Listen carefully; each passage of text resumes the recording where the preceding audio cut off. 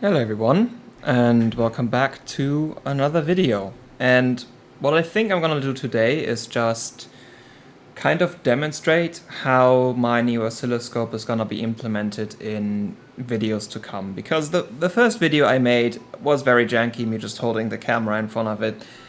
I don't really think I'm gonna do that a lot because it is just very janky and also kind of a pain for me to do.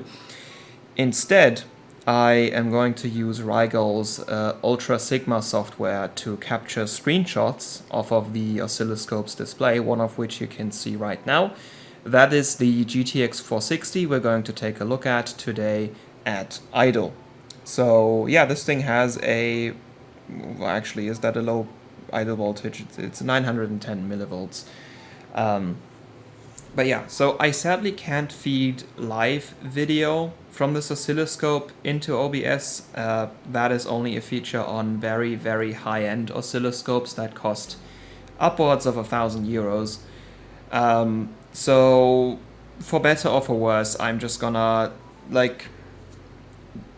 I'm just gonna capture like an interesting picture or transient, and I'm gonna put the screenshot into OBS if I want to show off something.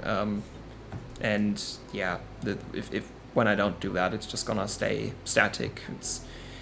It's just kind of a limitation of me having like, you know, a sort of value oscilloscope. It was still fairly expensive, but like having proper video output on them is really, really, really high-end oscilloscopes only. Whatever. So yeah, the idea of this is I have this GTX 460 from Colorful, I think. It's a custom PCB, however, it's not really that different from a regular reference PCB 460. And what I want to do today is just take a look at this thing. I have not tested this before. This is the first time I run it with the oscilloscope attached to it. So you're gonna be finding out what it looks like together with me. And I think the first thing I wanna do is just start GPU-Z render test and then give you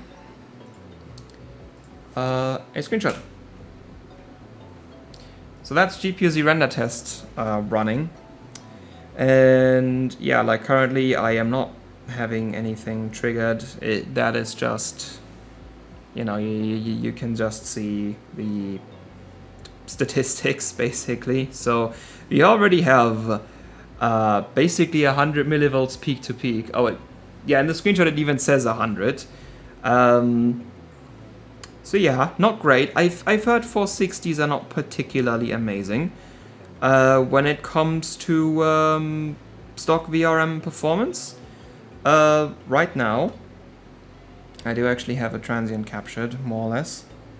Let's actually capture one. I'm gonna show that to you too. And yeah, so that's a GPU-Z that is just a GPU-Z transient. Help. And yeah, so 176 millivolts peak to peak.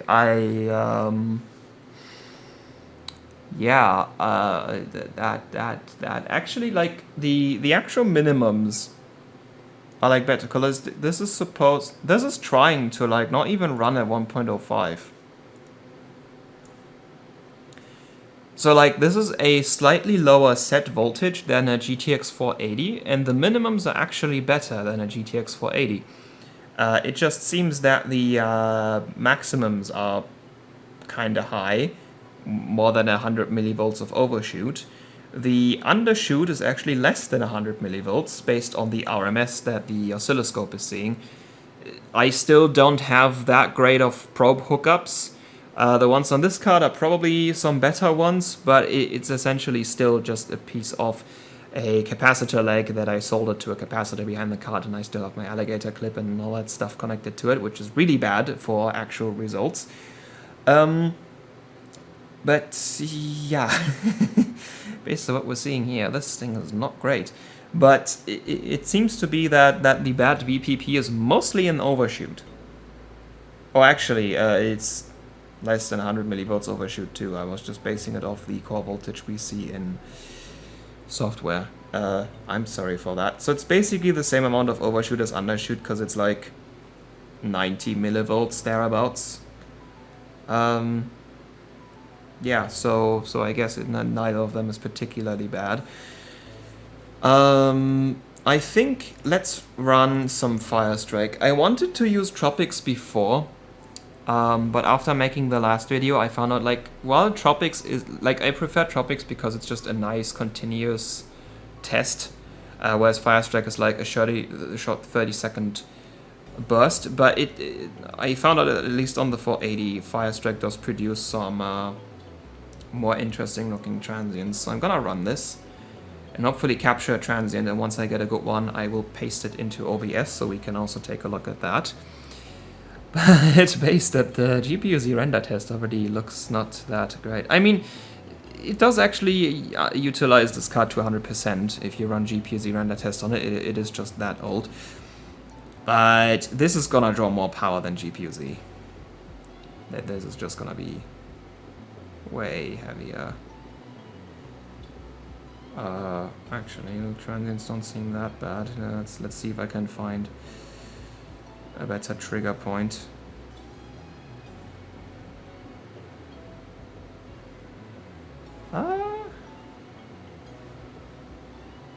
That's actually not as bad as render test. What the hell is going on there? That's what I'm seeing in Firestrike right now. What the hell? And okay, GT1 finished. Let's see if maybe the GT2 draws a bit more power than GT1 usually, so maybe this one's gonna produce some worse transients. Let's see. It really doesn't want to trigger that well. Yeah, like, this looks even more tame. Like, I have to click on the goddamn printing finished image first. Like, look at this. So that's a GT2 transient. That is just sort of better. Like, both the minimums and the VPP is better than GPU-Z render test, but we have the same average. And it's just sort of like a smaller transient, but it really doesn't want to trigger that well. I don't know why. It just kind of doesn't want to really trigger on anything.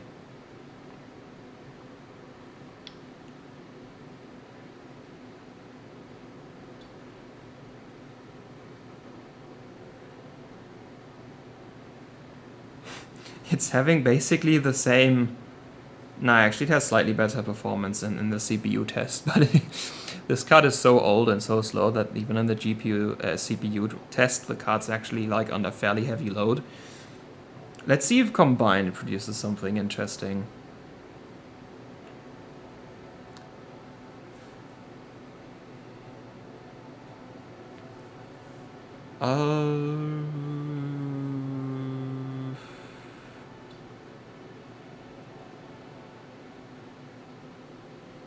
That looks kind of like GT2.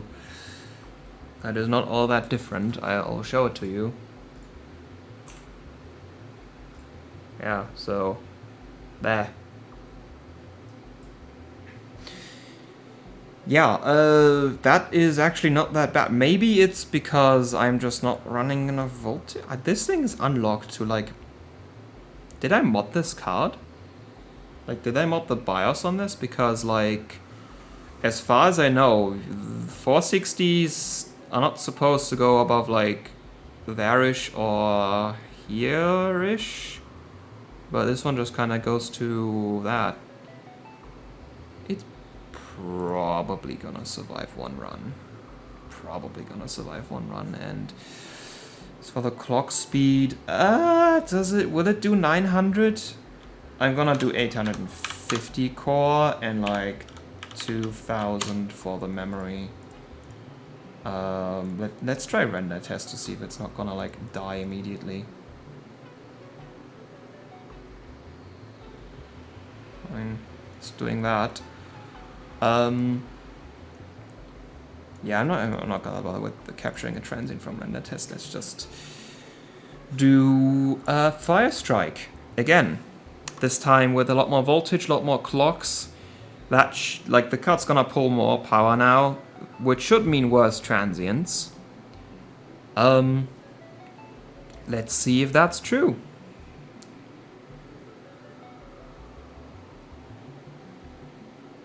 And if the card blows up, then at least that's gonna be a fun video. I don't really need the card. I kinda bought it because I thought it's a special PCB, and it kinda is. Oh my god. Yeah, that's a worse transient. So let me show that one to you. Yeah. How about that? That's a way worse VPP now. Minimums are actually not too bad. Like, not too bad. I'm gonna capture one for GT2 as well, but like 1.13 for minimums. Not that bad. Like, did the 480 go to 1.1? No, it did. It just barely did 1.1, or just like just under. Oh, that's a really nice clean transient. Yeah, look at that. That is like really clean. Not a lot of noise. So that's a GT2 transient. Yeah, again, it's not too bad. Like, we're losing 100 millivolts to minimums, and then there's 60 millivolts overshoot. A lot more. Like, you can also see it in the image, how like it goes down a lot more than it goes up. So this card's actually, this has less overshoot than a 480. It also has better minimums than a 480. But that doesn't really help it from still having pretty bad. Like, you can very clearly see. Like, let me zoom it in a bit more and then send another screenshot. There we go. So that's the same transient zoomed in a bit more. Like, you can, like, it gets a bit more smoothed out the closer you go to it, because that's just how voltage works. Like, you know, it never jumps levels, it just always like goes. You can just very quickly. Anyway, like, that is a very pronounced transient. Like, you have a fairly stable average, and then that transient hits, and voltage just drops. And then your VRM compensates, load drops as well, it overshoots a little bit, compensates again after a bit, and goes back to a pretty stable average. And yeah, so like, it's still a pretty, like, the image is very clear. It's a very clear image of a transient. That doesn't mean that we want to see this. This is what it looks like when you have, like, not enough capacitors. It's not particular, well, it is pretty bad. It just doesn't look particularly bad because we're zoomed in. We're like at 5 microseconds now. Before we were at like 20, or I think 20 microseconds is what we had before. Going back to the 20 microseconds, if I send that again, like, it just drops. Like, there's nothing smooth about this. And that's basically what it looks like when you have not enough capacitors. Like, I think this card would very much like to have more capacitors. It doesn't really seem like there's... I was expecting to see like a lot more just crazy jumping on the voltage, because I did see someone get the pinout for the GF104, the GPU in this card, and I saw that all the vCore pads are apparently on the left side of the core, despite the VRM being on the right side for the vast majority of PCB designs.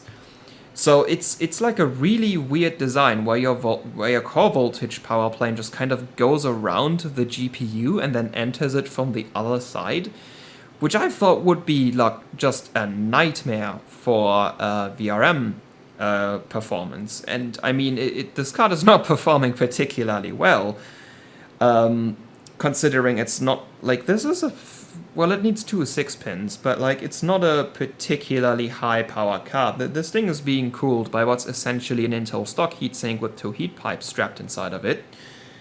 And well, we'll make it to 75 degrees, but you know, it's a 400 series. These things run at 90 degrees regularly in a regular case.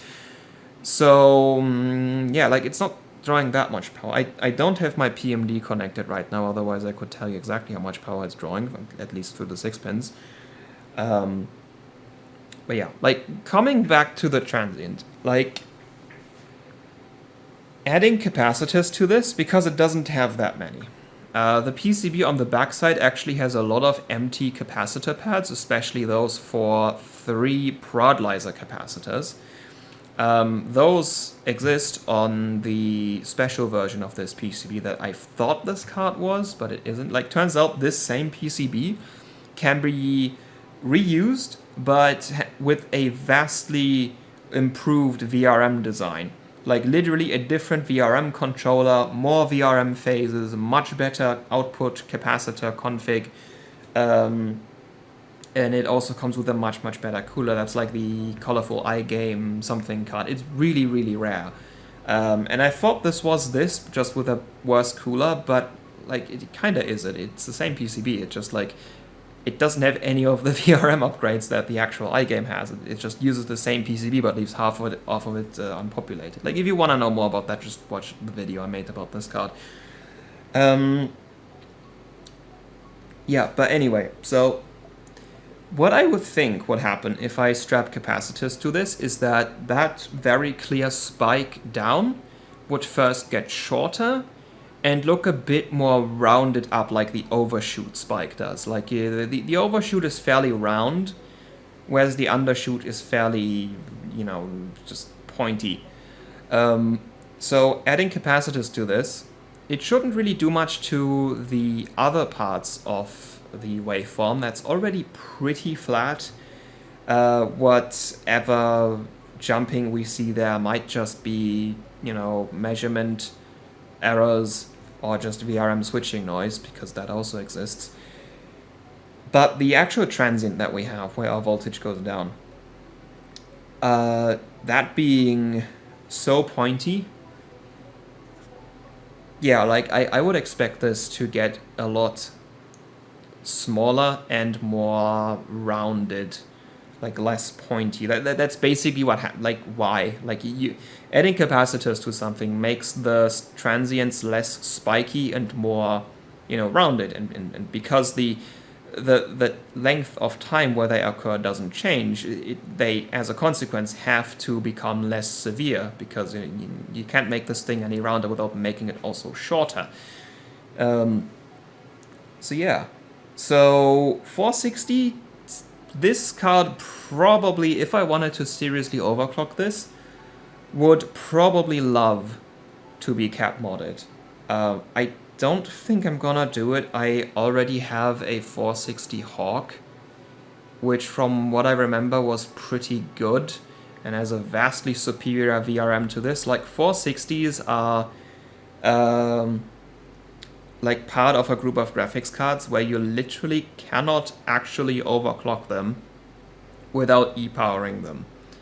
It's kind of like reference 780 Ti's, 980 Ti's, or Titans, or reference 3090s or 4090s. Like those, the cheap ones or the reference ones, they just have VRMs that are just too weak. Like you push enough voltage into them, they will just blow right up. But you kind of want to push a certain amount of voltage into them to properly overclock them. So I don't think I'm ever gonna really push this card, because I have the Hawk, and the Hawk's VRM can do it. Admittedly, this has a 4-phase VRM. Normal 460s have 3 phases. I had a 460 SE once, which is the same card, just a few cores less. And I actually blew up the VRM on that card with the same voltage level that you just saw pass in Firestrike. So if this had a 3-phase VRM, could have possibly blown it up, because I think it was also with Firestrike. Because these cards have no VRM cooling. Like this one at least has a shroud where it like kind of redirects airflow over the VRM. But there's a bunch of 480s that just, they have 3-phase VRMs, really bad MOSFETs, basically no airflow over them, and you set those things to 1.2 volts and they just blow right up. And 1.2 volts is not even like up there. Like 400 series don't scale that much with voltage, but if you like put water cooling on them, really, I would still run like 1.3 volts into them. This VRM is not gonna survive that. But yeah, so GTX 460 rant aside, there's actually some pretty nice results from this. Because some cards, like especially my 1060 and my 760, which are very heavily cap modded. Actually, the 760 is not too bad, but the 1060 has a lot of cap mods on it. I tested those, and trying to capture transients that are as nicely visible as this one was really, really hard, because those things have because those cards are kind of too good. They don't spike like this one because they have so many capacitors on them, so the transients are so smooth. My oscilloscope actually has a pretty hard time triggering on the transient events because they are so close to the average that it just keeps triggering on random garbage that isn't actually a transient. Or at least not a transient that's as pronounced as this one, where you can clearly identify it. Where like the undershoot happens and then the overshoot comes and then it eventually settles back down to the average. But yeah, like, I've been told 460s are pretty bad, and yeah, this is pretty bad. This would definitely, probably like to be cap modded, especially because 400 series care so much about temperature. Like, these cards, they scale with voltage, but above all else, they scale with temperature. 400 series specifically. 500 is a lot less worse with that. They scale a lot more with voltage and a lot less with temperature than 400 series. So if you put if you put a bunch of capacitors on this, make that transient spike go away, or make it a lot less severe, you could potentially lower your average voltage and get the same minimums that you have right now, which would mean you have the same scaling from voltage, but because you're now running a lower average voltage, your card is going to run a lot cooler, which can, for some 400 series cards and some cooling limited situations, actually give you more extra headroom than just straight up more voltage. That is also potentially a way how to make your car clock better with capacitors without actually just pumping the voltage up, because this also puts less strain on the VRM. The VRM blows up if your average voltage goes beyond a certain level, but there's nothing really about making the VRM output smoother. That doesn't really, put a lot more load on the VRM, so that is pretty good. Whatever. So I've somehow managed to rant for over 20 minutes again. Really, everything I was showing to you was like 5 or 6 screenshots from my oscilloscope.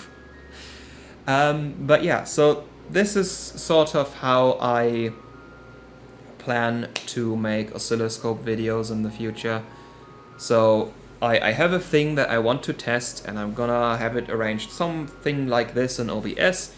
And I will be using the Rigol Ultra Sigma software to just send a screenshot from the oscilloscope screen into OBS whenever I have something interesting on screen. And yeah, I think that should be it. So I hope you found this somewhat interesting. I find it really interesting. I mean, I paid a lot of money for this oscilloscope, so I'm gonna use it. And I'm really looking forward to cheap-ass chips now. It's gonna be another legacy AMD comp, which means there's gonna be a lot of fighting with AMD drivers, or more like ATI drivers, because I don't think it was AMD Radeon until HD 7000. But given that I have an oscilloscope now, because there were a lot of cases in the GTX 260 comp where I was just like not really sure why the card didn't want to clock any better, if it's just the card being bad, if I'm using the wrong voltage, or if I just put too many capacitors on a thing, because that is a thing. You can have so many capacitors that they actually, like, just when they charge, they draw so much current that that also drags down your voltage and creates a transient. And I just had no idea. The only thing I could see is, does the card clock better? But there are so many variables that affect that, I couldn't really make sense of anything. But with this oscilloscope, I can, and I've talked for so long that the monitor went to sleep, great. But with this oscilloscope now, I can actually tell what's going on. I can actually go like, oh, that helps the minimums. Or like, oh, that's a pretty bad transient. I should probably do something about that. So I'm really looking forward to cheap as. Also because I want to e-power one of the cards, and I'm gonna actually have an opportunity to go like, this is voltage regulation before, this is voltage regulation with e-power, this is voltage regulation with e-power plus a bunch of cap mods. So that's gonna be really interesting. I'm looking forward to that. I don't exactly know when cheap as is starting, so I might do a few things before then. I mean, I still have my 980 and the 780, and I have a bunch of other projects that I'm working on, so stay tuned for that. I will probably scope shoot those cards. Actually, I did already scope shoot them, but those recordings were not that great, mostly because I had this, the 20 megahertz bandwidth limit turned off, which introduces a bunch of just bad readings into your results, and I just didn't know that I would have to turn that on to get better results. So those videos are kind of inaccurate, and they also didn't really have a lot of substance to them. Because again, my probe hookups are not great. Not great. There's probably quite a big DC voltage offset in these results, and every now and then there's also just some interference which causes some very high or very low voltage readings. For this one it doesn't seem to be that bad, but for some cards my hookups are just that bad that the readings are just really, really distorted and not really that realistic, so I'm gonna keep working on that. Anyway, God, 27 minutes. Yeah, I should really stop now. So, thank you for watching, and until next time, goodbye. Where's the stop button? There we go.